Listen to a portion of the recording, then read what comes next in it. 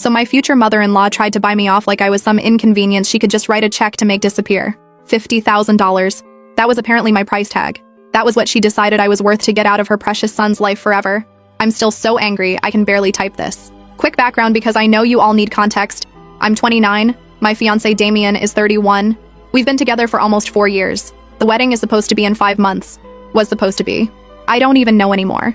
Damien is genuinely one of the best people I've ever met.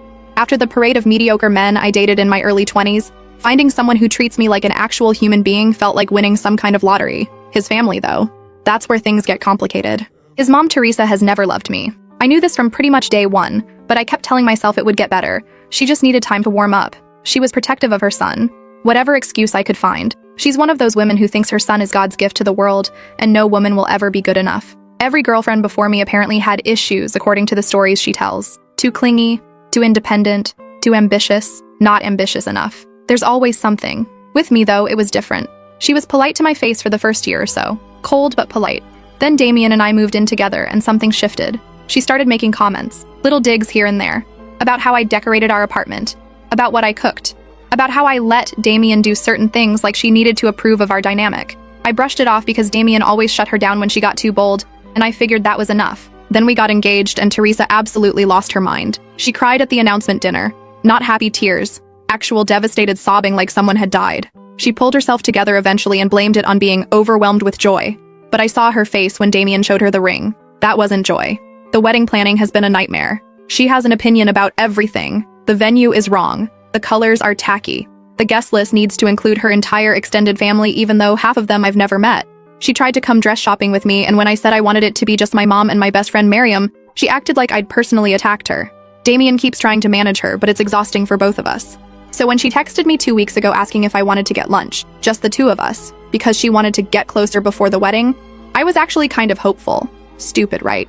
I thought maybe she was finally coming around. Maybe she realized she'd been difficult and wanted to make an effort. Damien was thrilled when I told him. He said maybe this was the turning point. The turning point. Ha, ha, ha. She picked this upscale restaurant downtown, the kind of place with cloth napkins and a wine list the size of a novel. I wore a nice dress, did my makeup, tried to look like the kind of daughter-in-law she might actually want. God, I'm embarrassed just thinking about how much effort I put in for someone who was about to try to pay me to disappear. We sat down and she ordered wine without asking what I wanted, which fine, whatever, that's just how she is. She made small talk for maybe 3 minutes, asked about work, asked if we'd finalized the photographer, normal stuff. Then she pulled out her checkbook. Just casually set it on the table between us like we were about to split the bill. I'll pay you $50,000 to walk away from my son. I actually laughed. I thought she was making some kind of weird joke I didn't understand, but she wasn't smiling. She had this look on her face like she was conducting a business transaction, like she'd done the math and decided this was a reasonable offer. She kept talking, said she'd done research on me, on my medical condition, said she knew I couldn't give Damien children and that made me defective. That word, defective. Like I was a broken appliance she was trying to return. She said her son deserved a woman who could give him a real family, not someone who was incomplete. I need to pause here because I know some of you are going to ask about the medical condition. I have something that makes it essentially impossible for me to get pregnant naturally. I found out when I was 23 and it was devastating. I went through all the stages, grief, anger, denial, the whole thing. It took me years to come to terms with the fact that biological children probably weren't in my future, and that didn't make me less of a woman. Damien knows everything. I told him on our 5th date because I didn't want to waste either of our time if it was a deal breaker for him. He said it wasn't. He said he'd always been open to adoption anyway. We've talked about it extensively. We've researched agencies. We have a whole timeline for after the wedding. This isn't something I sprung on him or hid from him. He chose this. He chose me knowing exactly what our future would look like. But Teresa sitting there telling me I was defective, telling me I couldn't give her son a real family. Like adopted children aren't real. Like the family Damien and I are building together isn't valid because it won't look exactly like hers did. I told her Damien already knew, that we'd discussed everything, that we planned to adopt. She actually laughed. This condescending little chuckle that made me want to throw my water in her face. She said, "Oh, honey," called me honey, like I was some naive child she was trying to enlighten. She said Damien was just being polite, that he felt sorry for me, that no man actually wants damaged goods long term, and I should take the money before he realized he was settling. Damaged goods. She called me damaged goods. I stood up so fast my chair fell over. The whole restaurant was staring at us, but I did not care. I told her she was delusional if she thought her son was settling for me. I told her she didn't know a damn thing about our relationship. I told her to keep her $50,000 because I wasn't for sale. She just sat there holding that check looking at me like I was making a scene for no reason. Like she hadn't just tried to pay me off like I was some problem she could throw money at. She had the audacity to look embarrassed. Not ashamed, embarrassed. Like I was the one causing problems by not quietly accepting her bribe and disappearing from her life. I walked out, left her sitting there with her fancy wine and her checkbook and her disgusting opinions about my worth as a human being. I was shaking the entire drive to Damien's office. I kept replaying what she said. Defective. Damaged goods. No man actually wants you. Settling. All of it just spinning in my head, making me feel sick and furious at the same time. I didn't even call ahead, just showed up. The receptionist knows me, so she let me back and I found Damien in his office, and the second he looked at my face, he knew something was seriously wrong. He jumped up asking what happened, was I okay, did something happen? And I just started talking. Told him everything word for word. The $50,000, the checkbook, the research she'd done on my medical history, defective, damaged goods, the part about him settling for me because he felt sorry for me. His face changed as I was talking. Went from concerned to confused to absolutely furious. I've never seen him that angry. His jaw was clenched so tight I thought he might crack a tooth. He grabbed his phone and called her right there. Put it on speaker. She answered all cheerful. Hi, sweetie, how's your day going? Like she hadn't just tried to bribe his fiancé out of his life an hour ago. He didn't even let her finish. Just went, what the fuck is wrong with you? She tried to play dumb at first. What do you mean? Why are you yelling? What's going on? But Damien wasn't having it. He told her he knew everything. That I was sitting right there. That he'd heard every single thing she said to me at that restaurant. And you know what she did? She didn't apologize. She didn't try to deny it. She doubled down. She started going on about how she was just trying to protect him. How she did what any good mother would do. How I'd trapped him with my sob story about not being able to have children, and she was trying to give him an out before it was too late. She said she loved him too much to watch him throw his life away on someone who couldn't give him what he deserved. Damien was yelling. He told her I didn't trap him. He told her he knew about my condition before we even got serious, and he chose to be with me anyway. He told her she had no right to make decisions about his life, or try to pay off his future wife like she was some kind of problem to be solved. She started crying. Of course she did. That's her move whenever Damien pushes back too hard. The tears come out, and suddenly she's the victim. But this time he didn't back down. He told her what she did was unforgivable. He told her she owed me an apology. A real one. And she said she would never apologize for loving her son, and trying to protect his future.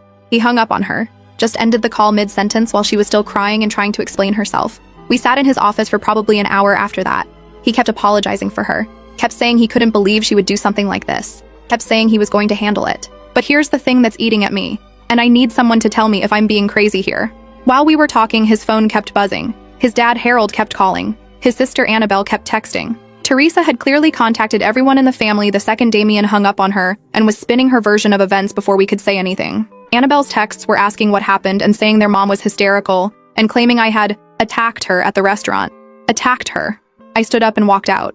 That's the attack, apparently. Damien finally called his dad back and put it on speaker, too. Harold was trying to play peacemaker, saying everyone needed to calm down, saying there were two sides to every story, and maybe we should all sit down together and talk this through like adults. Damien asked if his dad knew what Teresa had done. If he knew she'd offered me $50,000 to leave. There was this long pause. And then Harold said, well, she mentioned she'd had a conversation with you about the future. A conversation about the future. That's how they were framing it. Like his wife hadn't called me defective and damaged goods. Like she hadn't tried to buy me off. A conversation about the future. Damien lost it again. Told his dad exactly what his mother said to me word for word, the defective comment, the damaged goods, the settling, all of it. Harold got quiet. Then he said, well, you know how your mother gets. She's just worried about grandchildren. She didn't mean it the way it sounded. She didn't mean it the way it sounded. She called me broken. She said no man would actually want me. She offered me money to disappear from her son's life. How exactly was I supposed to interpret that? Damien told his dad he needed to think about things and hung up. That was 5 days ago. Since then, it's been absolute chaos. Teresa has been texting Damien constantly, not apologizing, just explaining, over and over, paragraphs about how she was just trying to help, how she didn't mean to hurt anyone, how she only wants what's best for him, how adoption isn't the same as having your own children and she just wants him to have the life he deserves. She hasn't texted me once, hasn't tried to apologize to me at all, just keeps trying to get Damien to understand her perspective. Annabelle called me yesterday. She was trying to be nice about it, but basically asked if I could let this go for the sake of family peace. She said their mom made a mistake, but she comes from a different generation and doesn't always say things the right way. She asked if maybe I was being a little too sensitive about the whole thing. Too sensitive. Someone called me defective and damaged goods and tried to pay me to leave, and I'm being too sensitive. I told Annabelle that her mother owed me an apology, and until I got one, I had nothing else to say. She sighed like I was being difficult and said she hoped I'd reconsider because this was tearing the family apart. I am not the one who tore this family apart. Your mother did that when she decided I wasn't good enough for her son because of my medical condition. Damien firmly on my side. He's barely speaking to his mother. He told his dad and sister that there's no both sides here and that until Teresa genuinely apologizes to me for what she said, he's not interested in playing happy family. But there's always a but, isn't there? His parents' anniversary party is next weekend. It's been planned for months. Huge thing at this venue his dad rented out. Extended family coming from out of state. The whole production. Harold called Damien last night saying he still expects us to come, that skipping the party would be making a statement and escalating the situation unnecessarily. He said Teresa was willing to move past this, if I was. Willing to move past this. Not willing to apologize. Not willing to admit she was wrong. Just willing to move past it. Like I should just forget she called me broken and tried to buy me off because there's a party to attend. Damien told his dad we'd think about it. After he hung up, we talked for hours about what to do. He said he'd support whatever I decided. If I didn't want to go, he wouldn't go either. If I wanted to go and hold my head high, he'd be right next to me. He said this was my call.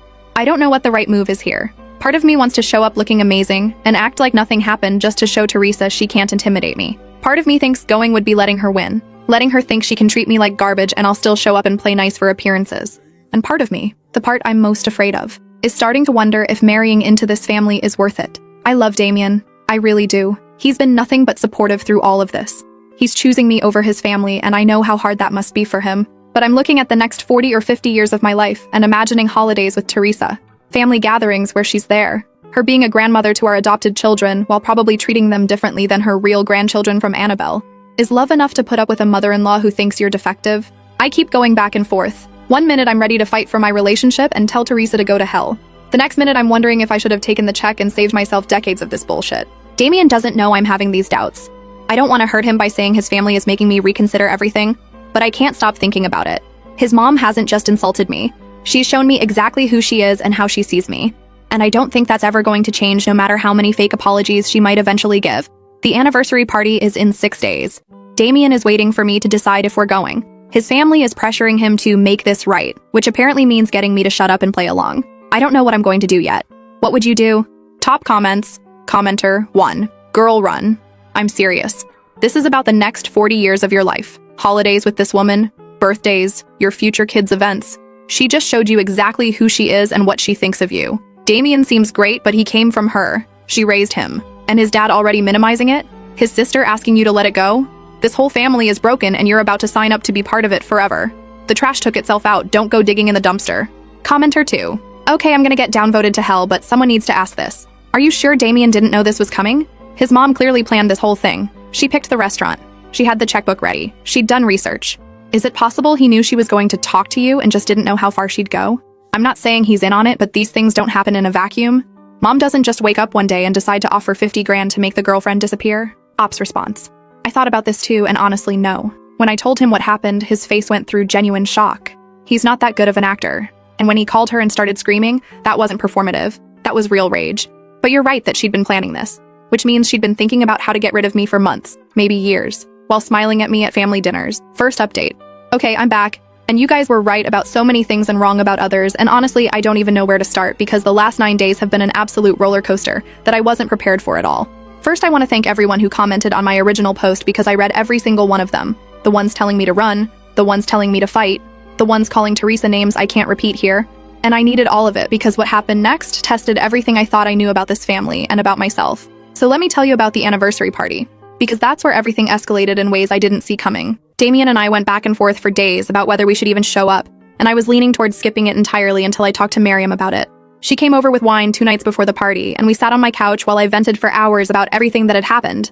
And her perspective actually changed my mind. She said not showing up would be letting Teresa win because then she'd spend the whole night playing victim and telling everyone I was the dramatic one causing problems in the family. But if I showed up looking incredible and acted like nothing she said affected me, that would be the real power move. She said the best revenge against someone who wants you to disappear is being visible and unbothered, and honestly that made sense to me, even though part of me just wanted to hide.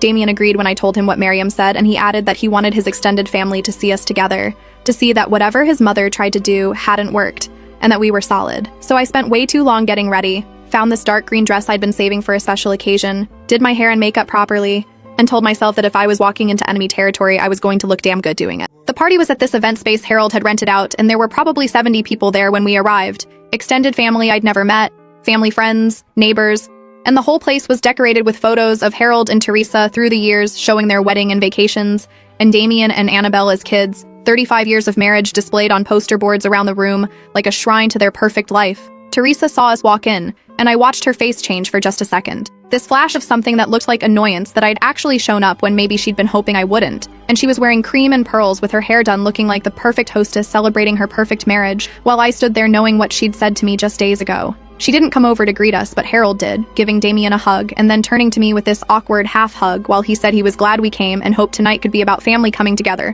which I thought was rich considering his wife had called me defective and tried to pay me off. But I just smiled tightly and let Damien guide me further into the room without saying anything, because what was I supposed to say? Thanks for pretending your wife didn't try to buy me like I was some problem she could throw money at.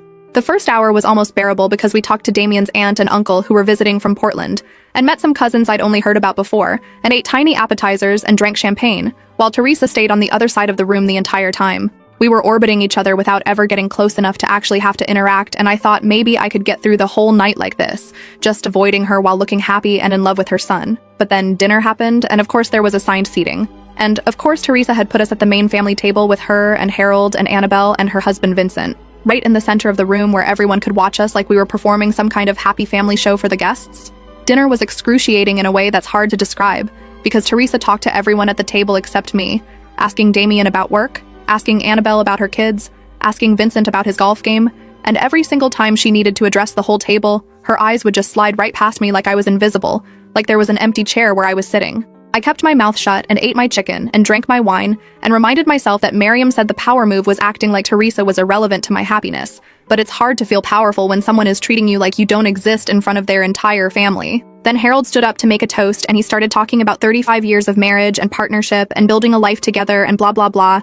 And then he said he was grateful for his children and the families they were building, mentioned Annabelle and Vincent and their 2 kids, and then said he was excited to welcome their future daughter-in-law, and he hoped I knew I was already part of the family despite any challenges we might face.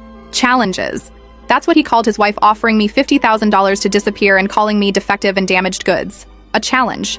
Like it was some minor speed bump on the road to family harmony and not his wife telling me I was broken and no man would actually want me long-term. But that wasn't even the worst part, because Teresa stood up after him and said she wanted to add a few words, and she looked right at me for the first time all night while she started talking about how important family was to her, how she'd spent her whole life building this family and protecting it, how she wasn't always perfect, but everything she did came from a place of love. Then she said being a mother meant making hard choices and that she would do anything for her children, that sometimes love meant protecting them even when they didn't understand. She was talking about me, justifying what she did to me in front of 70 people without actually saying what she did, making herself sound like some devoted mother when she'd tried to bribe her son's fiancé to disappear because she thought I was defective. I felt Damien grab my hand under the table and I could tell he was as tense as I was, but we both just sat there while she finished her little performance and everyone clapped like she'd said something beautiful, instead of something that made me want to flip the table. After the toasts, I told Damien I needed some air and went outside to this little patio area behind the venue where I could breathe without feeling like everyone was watching me. I'd been out there maybe 5 minutes, just staring at the parking lot and trying to calm down, when Teresa came outside and walked over to me slowly like she was just getting some fresh air too, standing next to me and looking out at the cars like we were 2 people who might have a pleasant conversation. She said she was glad I came tonight, that it showed I was mature enough to put family first, and she hoped we could put our little disagreement behind us and move forward. Our little disagreement. That's what she called it. I turned to look at her and asked if she was serious, if she really thought what she did was a little disagreement, because she called me defective. She offered me $50,000 to leave her son. She said I was damaged goods and no man would actually want me long-term. And that's not a little disagreement, that's someone trying to destroy your sense of worth as a human being. She did this thing with her face like she was being patient with a difficult child, and said she was sorry I took her words so personally, but she was just being honest about her concerns, and any mother would have concerns about her son marrying someone who couldn't give him children. It wasn't personal, it was just practical. Practical. Like my inability to have biological children was some kind of inconvenience she was reasonably pointing out and not something I'd already grieved and processed and come to terms with years before I even met her son. I told her Damien knew everything about my condition before we got serious, that he chose to be with me knowing all of it, and that we're planning to adopt and he's excited about it because unlike her, he doesn't think biology is the only thing that makes a family. And that's when she said something that made me want to scream, because she said adoption wasn't the same, that adopted children were never really yours, that there would always be this distance and difference and eventually it would affect our marriage. She said she'd seen it happen with friends of hers who adopted, that the kids always felt like outsiders and the parents always wondered about the real parents, and it created problems that biological families never had to deal with. And she said this with such certainty, like she was sharing wisdom instead of ignorance. I told her that was complete bullshit. that adopted kids are real kids and plenty of adoptive families are just as close and loving as biological ones. And she shook her head like I was young and naive and didn't understand how the world actually worked. She said Damien might think he was okay with adoption now, but in 10 years when Annabelle's kids were running around and he had no biological connection to his own children, he would feel it, he would regret it, and he would resent me for putting him in that position. She said men say what women want to hear, and Damien was kind and didn't want to hurt me, but deep down he wanted what every man wanted, a legacy. Children who looked like him and carried his genes, and I was selfish for denying him that. Selfish. She called me selfish for not being able to have children, for a medical condition I didn't choose and would change if I could. I told her she didn't know her son at all if she thought he was just telling me what I wanted to hear, because Damien was the one who brought up adoption first, who researched agencies, who got excited about building our family that way. But she actually laughed and said of course he did all that because he's a good man making the best of a bad situation. But given the choice between a woman who could have his children and one who couldn't, well, biology was biology. I was shaking at this point, told her she needed to stop, that her opinion didn't matter, that Damien and I were getting married whether she liked it or not, and she got quiet for a second before she said she'd hoped the money would be enough, that I would take the easy way out and everyone could move on, but since I was determined to stay, she wanted me to understand something. She said she would never accept our adopted children as her real grandchildren, not fully, that Annabelle's kids would always come first because they were actually her blood, and she said she wouldn't pretend otherwise because I should know that going into this marriage. She said if I married her son, our children would grow up knowing they were second class in this family. I just stared at her because this woman was standing there calmly telling me she would treat my future children as less than, that she would make them feel like they didn't fully belong, and she was saying it like it was just a fact of life I needed to accept. I told her she was a terrible person and no child deserved to be treated that way, and if she couldn't love all her grandchildren equally, then she didn't deserve to be in any of their lives. She said that was my choice to make, but I should think about what it would mean for Damien, keeping his children away from their grandmother and creating that divide in the family, and she said I would be the one tearing the family apart, not her. Then she walked back inside like the conversation was over, and I was left standing there trying to figure out how someone could be so cruel and so calm about it at the same time. When I went back inside, I found Damien and pulled him into a hallway near the bathrooms where nobody could hear us, and told him everything his mother just said, about never accepting our adopted kids, about Annabelle's children always coming first, about our future children being second class in this family. His face went through about 15 different emotions, confusion and anger and disbelief and pain, and he kept saying she didn't mean it, she was just trying to get under my skin, she wouldn't actually treat children that way. But I asked him if he really believed that after everything she'd already done, after calling me defective and damaged goods, did he really think she was bluffing about how she would treat our kids? And he didn't have an answer for me, which was an answer in itself. We left the party early, making some excuse about me not feeling well, and the car ride home was quiet except for Damien apologizing over and over and saying he would talk to her and make her understand and fix this somehow. But I kept thinking about what she said, that she would never fully accept our children, that they would always know they were less than their cousins, and I couldn't figure out how you fix something like that, how you change someone who genuinely believes biology determines worth. The next few days were tense because Damien kept trying to call his mother, and she either didn't answer or gave him short responses about being busy with party cleanup.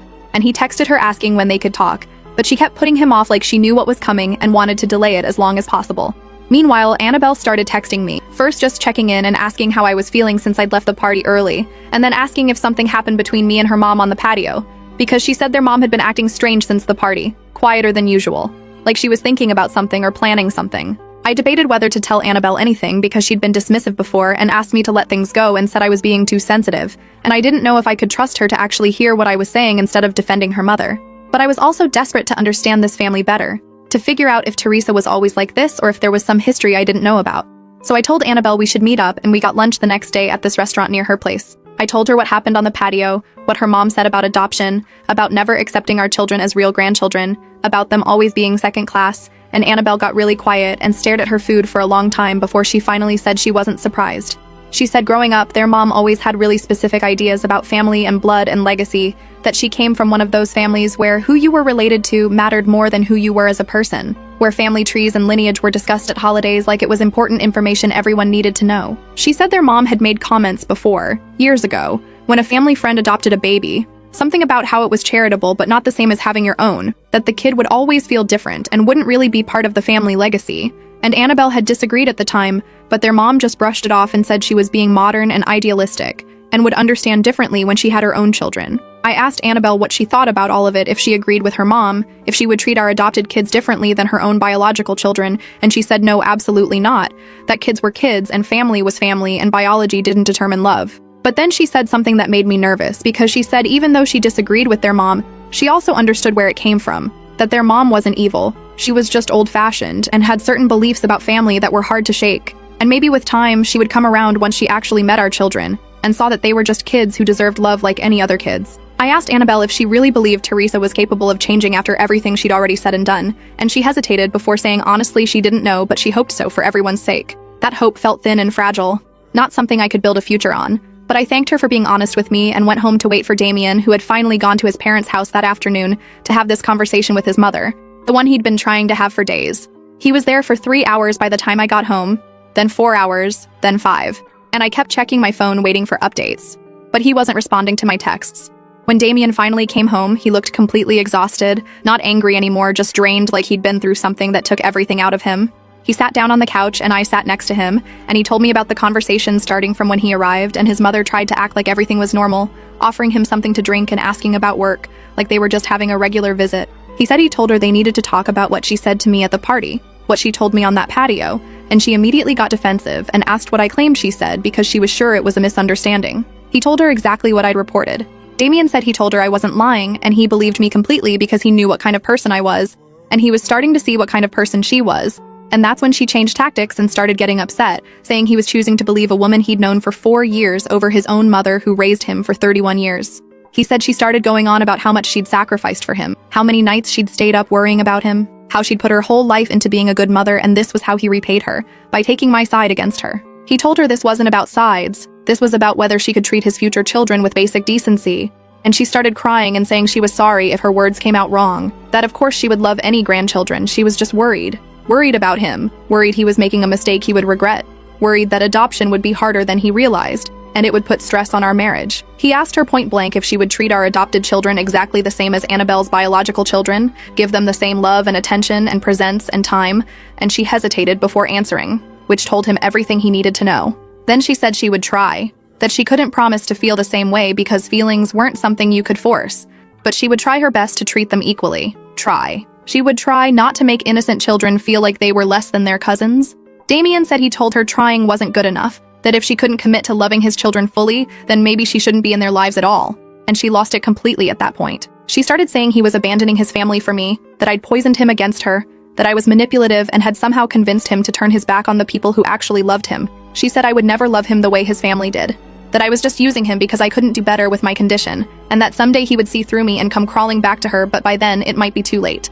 Damien said he told her to stop, that she was proving his point about why she shouldn't be around our children if this was how she talked about their mother, and she said fine. If that's how he felt, then maybe she wouldn't come to the wedding at all. He said he told her that was her choice, but if she did come, she needed to behave. No comments about adoption, no treating me differently, no making scenes, and if she couldn't agree to that, then maybe she should stay home. She asked if he was seriously disinviting his own mother from his wedding, and he said no. He was telling her the conditions for her attendance and she could decide whether to accept them. She didn't say anything after that, just sat there crying, and eventually he left because there was nothing else to say. When he finished telling me all of this, I didn't know what to feel, because part of me was proud of him for standing up for me and our future family. Part of me was devastated that it had come to this, and part of me was terrified about what comes next. Last night I asked Damien if maybe we should postpone the wedding, give everyone time to cool down, see if his mom actually comes around once she has space to think about things, and he said absolutely not, because postponing would be giving her exactly what she wanted, letting her control our timeline, and he said we were getting married in 4 months and his mother could figure out her feelings on her own time. I want to believe he's right, but I'm scared of so many things right now. What if she never comes around and this is our life forever? What if our children grow up knowing their grandmother thinks they're less than? What if Damien wakes up one day 5 or 10 years from now and realizes he gave up his relationship with his family for me and starts to resent me for it? He keeps telling me he won't, keeps telling me he loves me and he's choosing me and our future family, whatever it looks like. But I saw his face when he came home from that conversation with his mother, and I know this is breaking something inside him even if he won't admit it. 4 months until the wedding. His mother's RSVP is still pending, and I have no idea what happens next. I'll update when there's more to tell. Final update. So the wedding happened, and I need to tell you everything because what went down was absolutely insane. It's been 5 days since we got back from our honeymoon. After my last update, things got worse before they got better.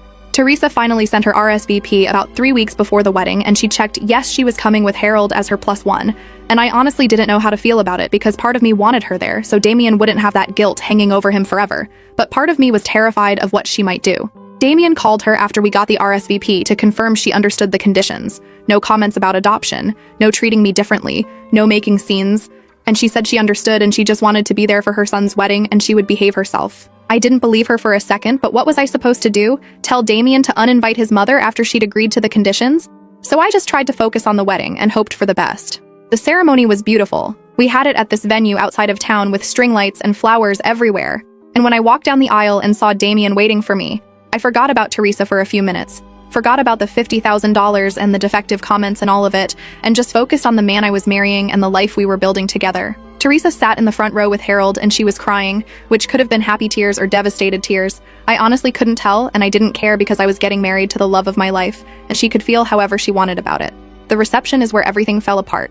We'd been there maybe 2 hours, had done the first dance and the toasts, and were just starting to relax and enjoy ourselves when I went to the bathroom and ran into Teresa in the hallway outside. She was standing there like she'd been waiting for me, and when she saw me, she stepped directly into my path so I couldn't get around her without physically pushing past her. She said she needed to talk to me alone for just a minute, mother to daughter-in-law, and I told her whatever she had to say could wait until after the wedding. But she grabbed my arm and said no, it couldn't wait because she needed me to understand something before I officially became part of this family. She said she'd done a lot of thinking over the past few months, and she realized she'd handled things wrong from the beginning. She said the $50,000 was a mistake. She shouldn't have tried to buy me off, and she was sorry for the words she used because defective and damaged goods were cruel and she shouldn't have said them. I was actually stunned because I thought she was genuinely apologizing until she kept talking. She said, however, and there's always a however with her, she still believed what she believed about adoption and biology and family. And she needed me to know that even though she would be polite and civil, she would never feel the same way about my adopted children as she felt about Annabelle's biological children. She said she was telling me this now so there would be no confusion later, so I couldn't claim she'd misled me or pretended to accept something she didn't accept. She said she wanted our relationship to be built on honesty, even if that honesty was painful.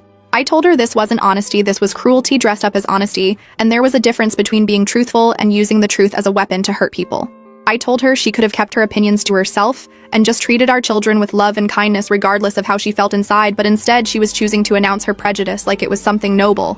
She said I was naive if I thought feelings could be hidden forever, that children could sense these things and it was better to be upfront now than to have it come out later in ways that caused more damage. She said she was actually doing me a favor by being clear about where she stood. I told her the only favor she could do me was staying the hell away from my future children if she couldn't love them properly. And she said that was exactly what she expected me to say because I'd been trying to isolate Damien from his family since the beginning. She said I was threatened by her because I knew deep down that Damien would always love his mother, and I couldn't compete with that bond, so I was trying to destroy it instead. I told her she was delusional if she thought I was threatened by her, that the only person destroying her bond with Damien was her through her own cruelty and manipulation, and I was done having this conversation on my wedding day. I tried to walk past her, but she grabbed my arm again and said she wasn't finished. That's when Damien appeared at the end of the hallway, and saw his mother gripping my arm and me trying to pull away, and he came over immediately asking what was going on. I told him his mother had cornered me to inform me one more time that she would never accept our adopted children, and she wanted to make sure I knew that before I officially joined the family. Damien turned to his mother and asked if that was true, if she'd really waited until our wedding day to say this, and she started doing her thing where she cried and said she was just trying to be honest and she didn't want there to be secrets between us. He told her there was a difference between honesty and sabotage, and she knew exactly what she was doing by pulling this on our wedding day, when we should have been celebrating. She said she was sorry the timing was bad, but she felt like she needed to clear the air, and Damien told her to leave. Just like that. Told his own mother to leave his wedding reception. She started sobbing and saying he was making a scene and everyone would see and think she'd done something terrible, and he said she had done something terrible, and if people saw her leaving, that was her problem, not his. Harold appeared then, probably looking for Teresa, and saw the three of us in the hallway with Teresa crying and Damien furious, and me standing there in my wedding dress just wanting this to be over. Harold asked what happened, and Damien told him his mother had just informed me she would never accept our adopted children, and she did it today, on our wedding day, after promising to behave herself. Harold looked at Teresa and asked if that was true, and she said she was just being honest and Damien was overreacting. Harold stood there for a long moment, and then he said he was sorry, to both of us, and he took Teresa by the arm and said they were leaving. Teresa started protesting, saying she didn't want to leave, saying Damien was going to regret kicking her out of his own wedding, but Harold just kept walking her toward the exit while she cried the whole way. We went back to the reception, and I won't pretend I wasn't shaken, but Miriam saw my face and came over immediately, and I told her what happened, and she hugged me and said, Teresa was a miserable woman who couldn't stand to see her son happy.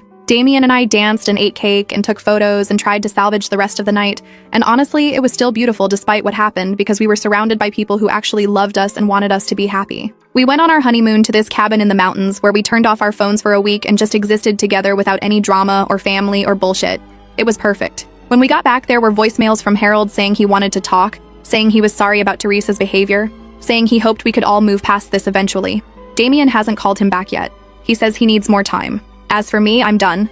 I told Damien I don't want a relationship with his mother. Not now. Maybe not ever. I told him if he wants to maintain a relationship with her, that's his choice, and I won't stop him, but I won't be part of it, and our future children won't be part of it either. He said he understood and he supported me completely. So that's where we are. Married, happy, building our life together. And his mother is on the outside looking in because she couldn't accept that her son chose me, the woman she tried to buy off for $50,000, the woman she called defective and damaged goods, the woman who can't have biological children but will love our adopted children with everything she has. Teresa wanted me gone. Instead, I'm permanent, and she has to live with that.